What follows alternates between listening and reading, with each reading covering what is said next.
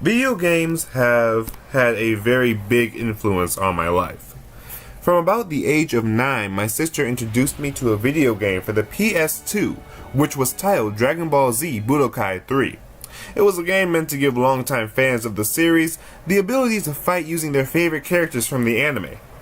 Now at this time, not only was the game the gateway to many of my bad habits, such as the fact that I watch way too much anime, have spent the majority of my money from part-time jobs on video games, and have begun projects that affect my overall grade in a class at 10 p.m. the night before it's due. So yeah, maybe not the most beneficial thing for my sister to introduce me to. That aside, one of the many story arcs in the Dragon Ball Z series and in the game is the Android Saga, which eventually turns into the Cell Game Saga. Now for me to continue and to explain the entire premise of the series and how the story was set up beforehand would take way too long, so in a brief synopsis, 2 androids appear out of nowhere and destroy half the city. Then, out of nowhere, our heroes arrive and stop them. Then an even bigger and badder android appears and somehow absorbs the 2 and transforms into what is known as the Perfect Being. This creature was called Cell, the perfect combination of all human experiences, techniques, and knowledge to all that's known in the show. Our heroes are able to stop him, but the question here actually is, why would I choose to go off onto a minute-and-a-half tangent about an anime? Well, because though this arc in the series originally aired in the 90s, it was hitting at a topic that would eventually become extremely relevant as time went on. As time has moved forward, we have seen more and more examples of humans using machinery in order to enhance a specific part of their body. This becomes especially apparent when you look at media around this time, such as I, Robot starring Will Smith, or a film that recently received a live-action adaptation by the name of Ghost in the Shell. No matter where you look in the world, and looking forward, cybernetic enhancements are a part of the future. So what is a cybernetic enhancement? Now, before continuing, I use the term android, but this is not to be confused or exchanged with the term cyborg. An android simply refers to a robot with a human-like appearance, where a cyborg is simply a person who has had cybernetic enhancements installed. Cybernetic enhancements, as stated before, are augmentations to the body with the purpose of enhancing the anatomy of a person, and in today's time, we have reached a smaller modification of that. According to an article written and featured on The Telegraph, there are multiple different types of technological advances that pertain to this area. For instance, Rob Spence is a young man who lost his eye after a terrible gunshot wound, yet he can still see. How, you may ask? Rob Spence now has a camera that transmits everything he sees to a computer in real time. Yes, slightly less advanced than being able to pick up a car with one hand, but it's an advancement, especially when compared to years before. It doesn't stop with small changes such as this. Some have even taken the idea a bit further and have chosen to completely disregard whatever the government currently says on cybernetic enhancements. These people are known as biohackers, a group of people who believe that the current regulations on how these enhancements restrict are unnecessary and go and install the enhancements by themselves.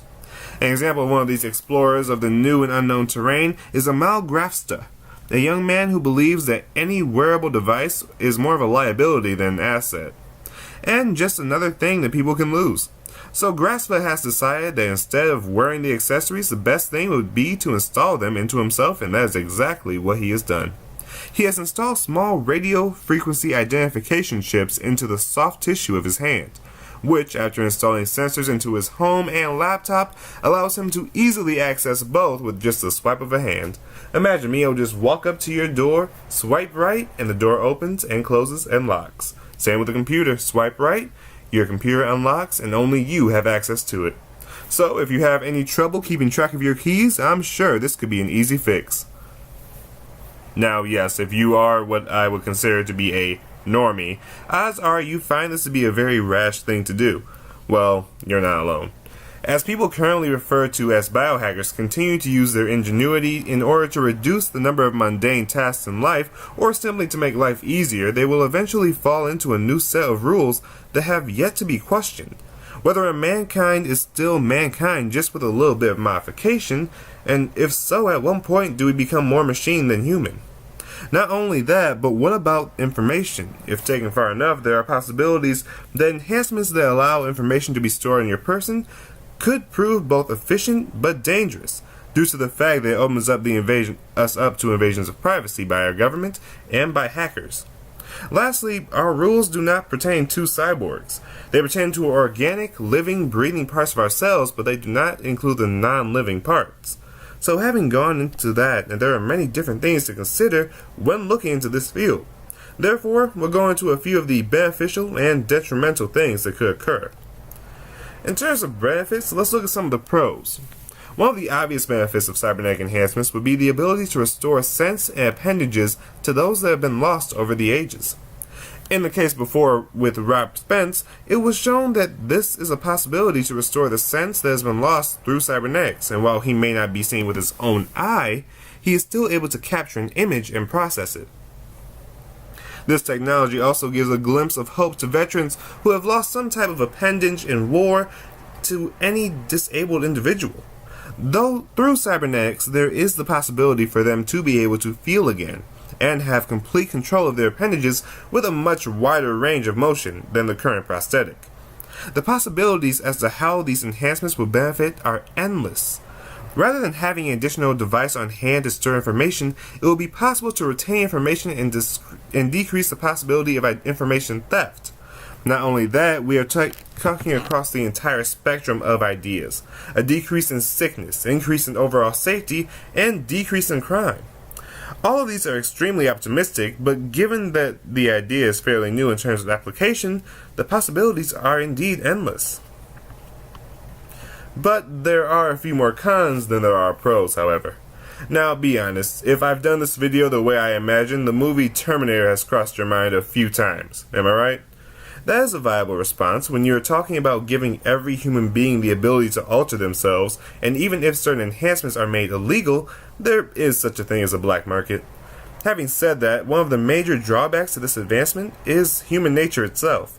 According to an article written by Richard Ruth, this is a very real fear.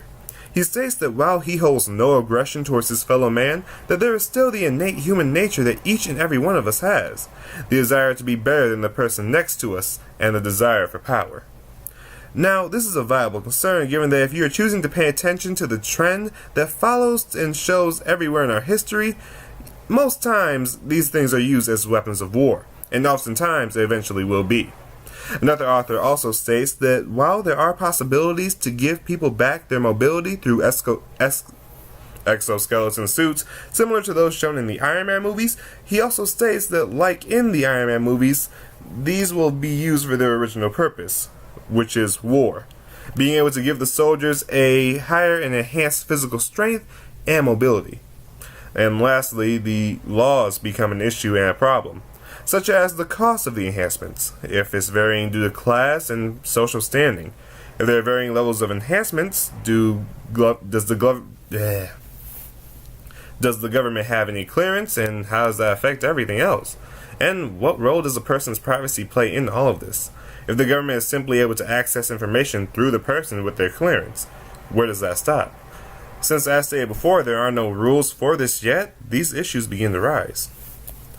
Now, personally, what I believe, if you can't tell already, is that cybernetic enhancements wouldn't be all that detrimental to society. If anything, it would benefit more than it would damage. I believe that the technology is a part of our advancement as a human race, and we have developed medication in order to reduce chances of mental and physical illness. We have embraced knowledge over genetically modified organisms so that crops can grow in lower or higher temperatures. In that aspect, I believe that by implementing cybernetic enhancements, it also becomes even more possible to decrease the likelihood of disease and illness, if such advancements are made in the future. Yes, I do understand the counter-argument that not everyone can be trusted with these enhancements, but take a look at our gun laws. We require background checks before allowing someone to purchase a firearm. Yes, some people are able to slip right underneath and obtain the firearm anyways, but no system is perfect. It would be wrong to hold back the possibilities for so many other people just for those who would choose to do wrong with the enhancement. To conclude, through cybernetic enhancements, to the level of becoming a real-life cyborg may not be a possibility yet, there are multiple things that must be considered before they are. Video games have